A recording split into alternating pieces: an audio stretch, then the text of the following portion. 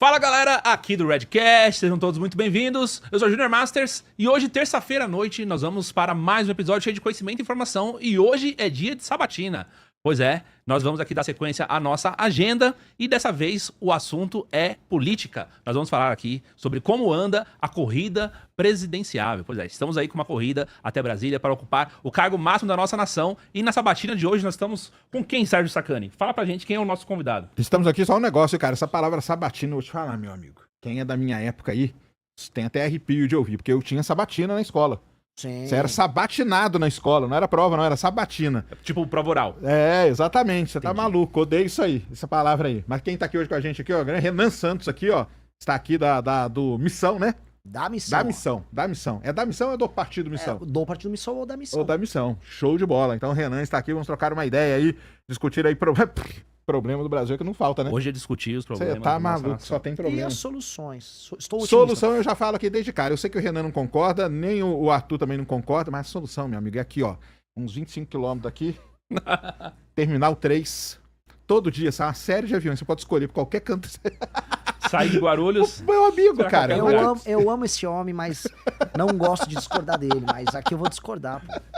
Mas a gente pode, assim, o lance, a geração do Sérgio é uma geração que viu os sonhos e as perspectivas darem errado. É pior que é E é verdade. verdade. Então quando você vê, assim, todas as expectativas de fazer coisas grandes não rolarem e as coisas que importam acontecerem em outros países e você ser, você próprio, um capital humano de alta qualidade e ver que as coisas não se realizam ao redor, você sofre. Eu sei disso. Eu não sou um capital humano de altíssima qualidade como você, mas Que isso. eu sinto, na real, eu sinto essa frustração. E esse é o problema. Por isso que a gente tem que as peças do Brasil um bostil. É uma coisa meio. Já deu errado. Então, se deu errado, vamos todo mundo embora, que é a tese. Só que não acho que vai acontecer isso, ainda mais com as nossas aventuras de terras raras que vai rolar nos próximos anos. Só quero ver, hein? Vamos falar de terras raras, hein? Nossa Na verdade, Senhora. você viveu o período da hiperinflação dos anos Cara, 80. eu vivi o Você período. pegou... Eu nasci no meio da ditadura, né? É. Pra mim, o pior não foi hiperinflação, não. Hiperinflação foi terrível e tal, não sei o quê. Mas eu vivi um negócio, uma época, cara, que era chamada reserva de mercado. Foi o pior momento da história do país. E sabe o que é o pior de tudo? Foi o único momento da história do Brasil onde a direita, a esquerda e os militares estavam juntos. Porque a direita, que é nacionalismo, pá, não sei o quê, a esquerda contra imperialismo, papapá, e os militares, que é Brasil e tal. O único momento da história em que os três estiveram juntos, reserva de mercado, cara. Eu falo pra galera, a gente via o tênis Nike, hoje ele pode ser caro, mas na minha época ele era impossível ter. Sim. Você não podia ter computador, entendeu? Computador eram só 2 ou 3 pessoas escolhidas pelo governo que podiam entrar com o computador, aí eles traziam. E eu já falei, cara, foi nessa época que foram criadas grandes marcas. Cobra. Gradiente, CCE.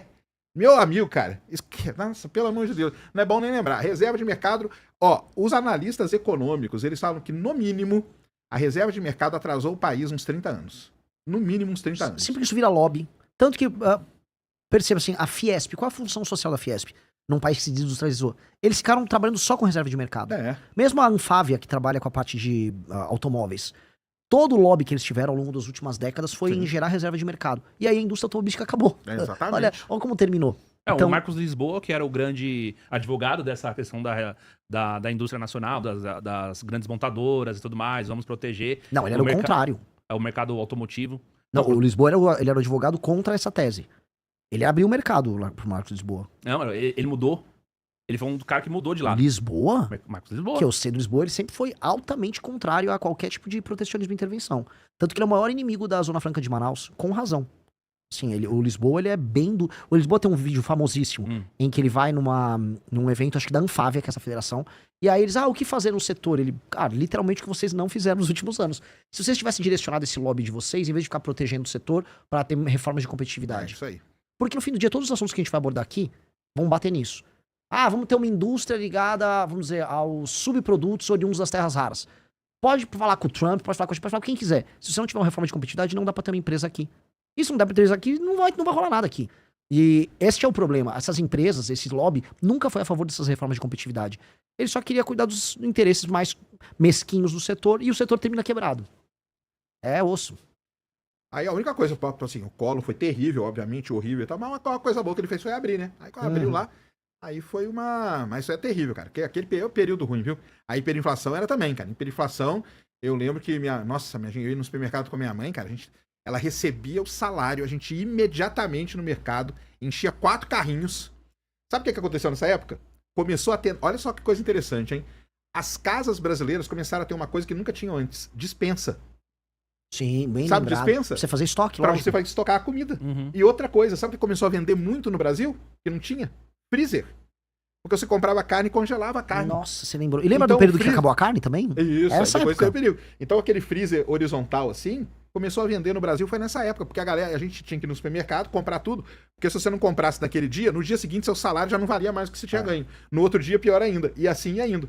Então, cara, a gente emendava 4 carrinhos, tinha um ganchinho no carrinho. Nossa, você tá lembrando. Pô, eu lembro É que você- cara, quantos anos? eu tenho 51. É, bom. Eu era uma criancinha, mas eu lembrava de. Esse negócio de colocar o carrinho atrás do outro. É, A enganchar outra o era carrinho no outro. chegar no mercado cedo antes de virem com as Com a remarcadoras. marcação, Pra, isso aí. pra mudar o preço, você pegar o preço do dia anterior. É isso mesmo. Aí você, pô, vou comprar com o preço do dia anterior. Sou fiscal do Sarney. É, meu amigo, sou E fiscal do Sarney. e o remédio pra isso, pra muitos, foi um controle de preços, né? Tinha Foi. controle de preços depois pra tentar controlar essa questão da inflação. Aí o Brasil começou, né? O congelamento era uma tese que era muito falada, tal, não sei o quê.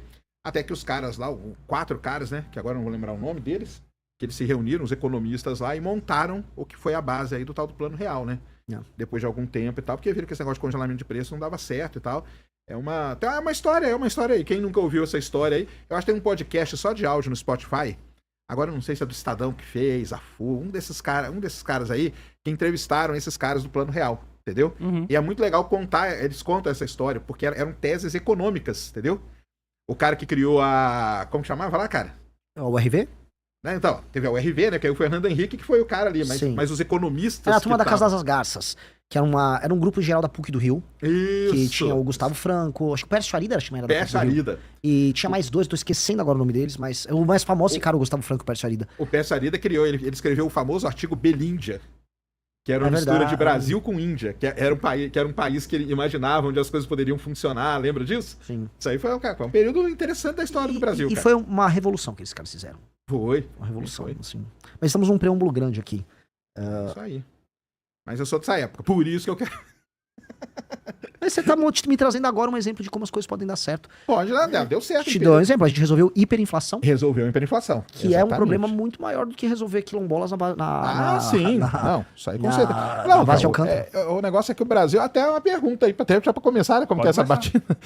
Porque assim, né, o Brasil ele tem problemas de todos os níveis que a gente pensar, né, econômico, social, de tudo que é jeito, né. Como que você pensa assim? Eu digo não, quando eu chegar lá eu vou fazer. Mas como que faz pra estruturar porque também tem uma coisa, cara, que eu acho que falta no Brasil muito, é um negócio chamado planejamento estratégico, entendeu? Isso nós não temos, é zero planejamento estratégico, entendeu? E a China?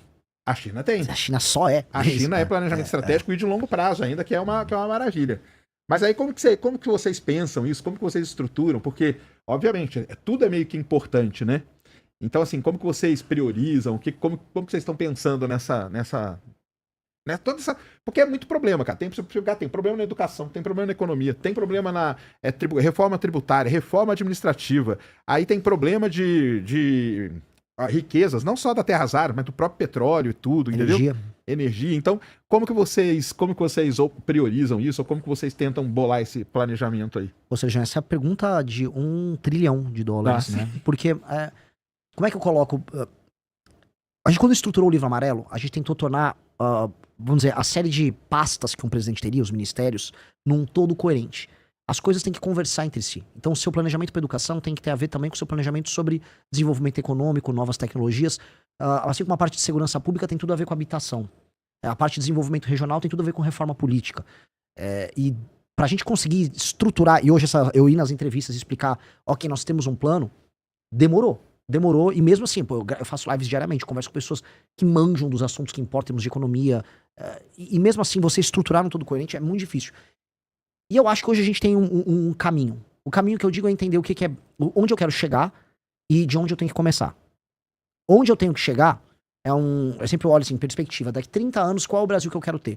Eu quero um Brasil que seja, em 30 anos, uma das 5 nações mais importantes do mundo. Isso não significa ser um dos 5 PIBs maiores PIBs do mundo, tampouco significa ser uma das 5 nações com maiores forças armadas do mundo. Mas uma das 5 nações mais relevantes do mundo, que pode sentar na mesa para discutir os temas que importam no mundo. E aí, se eu fizer partindo dessa premissa, daqui 30 anos, ser o top 5, o que eu tenho que fazer para chegar até lá?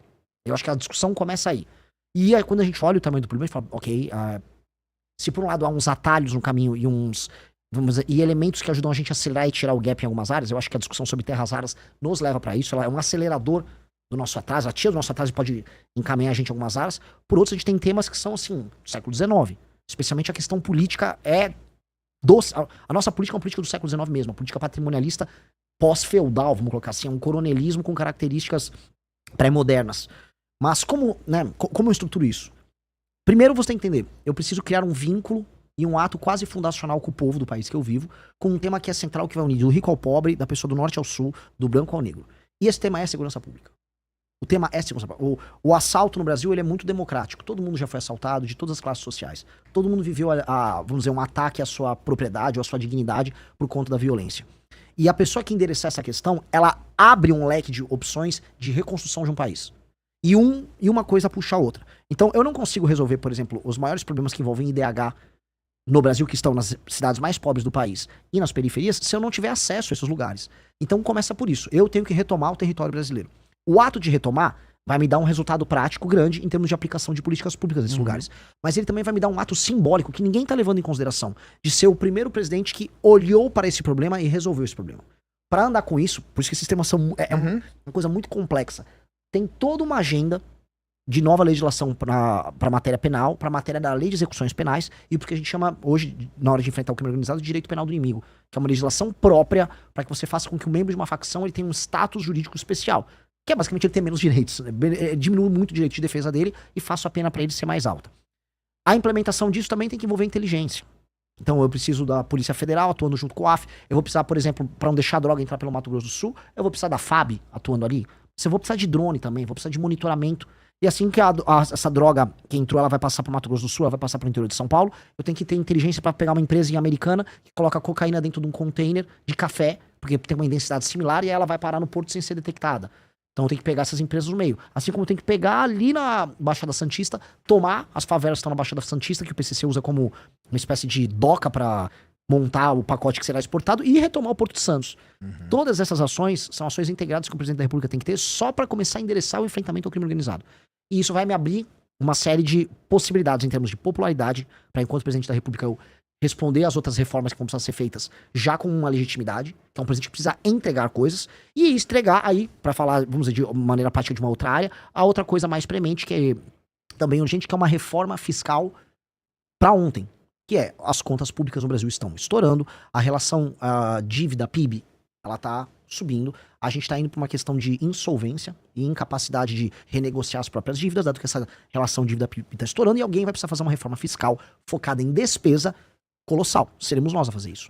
E quando eu falo aqui, eu deixo aqui, se irão sabatinar os outros pré-candidatos a presidente, jogue um desafio para eles. Se eles falarem, eu tenho uma agenda fiscal também arrojada igual a do Renan tem, o Kim Kataguiri protocolou a PEC com essa reforma fiscal, ou seja, o projeto já tá lá no Congresso Nacional. Pede para eles endossarem, coletar a assinatura pelos partidos deles, porque nós precisamos e é essa PEC que faz as desindexações, desvinculações, mexe com os privilégios, mexe também com renúncias fiscais zilhardárias que existem para inúmeros setores no Brasil. E aí a gente anda com a questão econômica que vai me permitir reduzir os juros. Reduzindo os juros, eu também reduzo os gastos do governo, porque no fundo a rolagem da dívida é ligada a isso, e me permite ter espaço discricionário para investimento. Que aí eu posso discutir coisas legais com o Serjão, pro Serjão não querer pegar o avião e ir embora. Porque no fundo é isso. Um país que não tem capacidade de investir é um país que não tem capacidade de imaginar e sonhar coisas diferentes. Não adianta. Que adianta falar, eu vou fazer foguete. Tá, tem dinheiro pra fazer uma estrada ligando Alcântara com seus quilombolas a algum lugar? Não tem dinheiro pra nada. Não há. E o pouco que tem ainda é emenda de deputado que gasta com besteira, pra colocar aqui.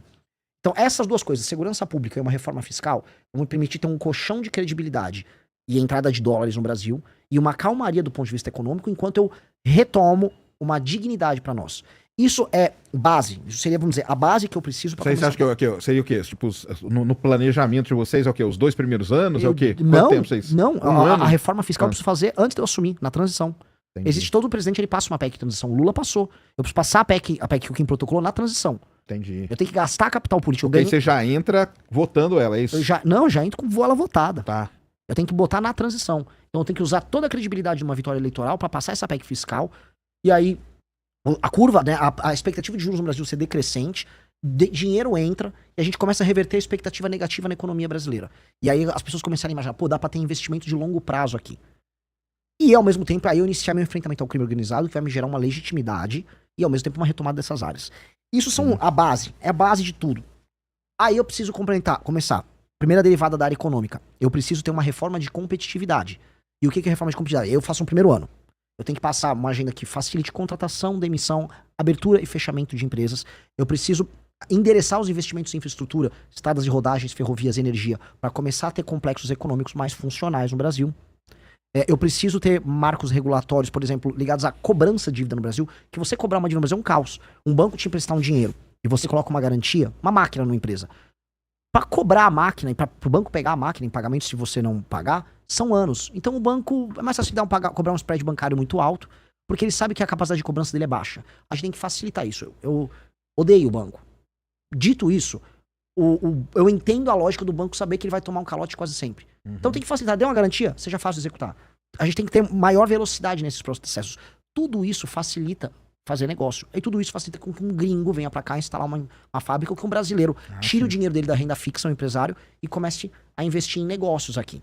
Tudo isso somado à reforma fiscal que andou, vamos dizer, como eu posso colocar aqui, que permitiu que os juros ficassem mais baixos e dinheiro entrasse, não só dinheiro de especulação. Então a gente tem só uma reforma fiscal, ela já ajuda também investimento externo no país, né? Óbvio. Porque aí reduz o problema do Brasil. O risco no longo prazo. Muita incerteza, né, cara? É muita lógico. incerteza. Que empresa que vai colocar uma grana aqui, vai colocar uma empresa aqui, uma incerteza. Porque a gente tem incerteza em vários setores. Tem incerteza trabalhista, né? Que tem esse problema todo. Tem incerteza política, né? E tem incerteza fiscal também, né? Perfeito. Isso aí as empresas não querem, né? Elas fogem, né? Exato. E isto é, vamos dizer, isto é o que precisa ser feito. Então eu tô falando aqui do primeiro ano, uma agenda fiscal, um enfrentamento ao crime organizado e uma agenda de competitividade. Porque eu endereço a questão econômica brasileira para o médio prazo. Na hora que a gente trata esses marcos regulatórios e faz as reformas de competitividade e já resolve o fiscal, meio que eu enderecei a questão fiscal do Brasil para os próximos governos. Isso precisa ser feito. A gente precisa dar um marco. Igual a gente falou do Plano Real. O Plano Real, querendo ou não, entrou PT, entrou Bolsonaro, entrou Temer. Todo mundo manteve o Plano Real. A política monetária pode ter sido infeliz em alguns momentos, mas o Plano Real foi mantido. A gente não vive aquele momento que a gente estava descrevendo no começo da live. Então nós temos que ter um marco fiscal que será mantido no long run. E é isso que nós queremos fazer. Esse é o nosso Plano Real pra gente andar com esse assunto que não deveria ser polêmica. Aproveitando que você entrou nesse assunto, que é uma das perguntas que a gente faz pros candidatos, é o seguinte, tá? Hoje, se você fosse escolher um perfil para compor a pasta econômica, o Ministério da Fazenda, ou um nome, se você já tivesse, se você quiser revelar também, pode falar a respeito disso? E qual que é a sua relação com a Faria Lima? A gente sabe que a Faria Lima, toda eleição, ela faz uma cartinha dizendo a respeito do que ela espera do próximo presidente, quem ela apoia, né? Inclusive, a gente teve que, na última eleição, foi o Lula, e muitos dizem que isso foi decisivo, inclusive, do mercado apoiar aí a campanha do Lula e o Lula se eleger. O que você acha? Que não dá para colocar vendedores de Banco Master. A Faria Lima também quer dar muitos pitacos, mas andava vendendo Banco Master até ontem. Esta é uma triste realidade de muitos elementos na Faria Lima. Que tá muito preocupado com a agenda econômica, mas estava enfiando Master no cliente até agora. Então eu tenho minhas ressalvas com a Faria Lima, no sentido de que a Faria Lima, ela faz as apostas políticas dela e quase sempre é puro lixo. A Faria Lima fez as pessoas acreditarem que o Tarcísio seria candidato. E fez preço em cima. Depois falou que o Ratinho seria candidato. Depois falou que o Leite seria candidato. Agora tentou fazer uma aposta meio manca no Zema. Eu não sei se a Faria Lima tem que ser tão ouvida assim. Eu não sei. A agenda minha fiscal, se eu falar isso pra um banqueiro, se eu falar pros caras dos fundos, isso aqui é música pros ouvidos deles. É música pura. O que ela tá falando é lindo. Agora eles nunca me consideraram. Agora a boa parte deles vão me considerar simplesmente porque eu apareci melhor nas pesquisas. Agora, vamos dizer, eu sou agora um grande músico pra tocar a música que eles ouvem. Antes não. Então, assim, a relação com a Faria Lima, ela tem que ser uma relação pragmática. Pragmática. Porque senão eles fazem preço em cima de você.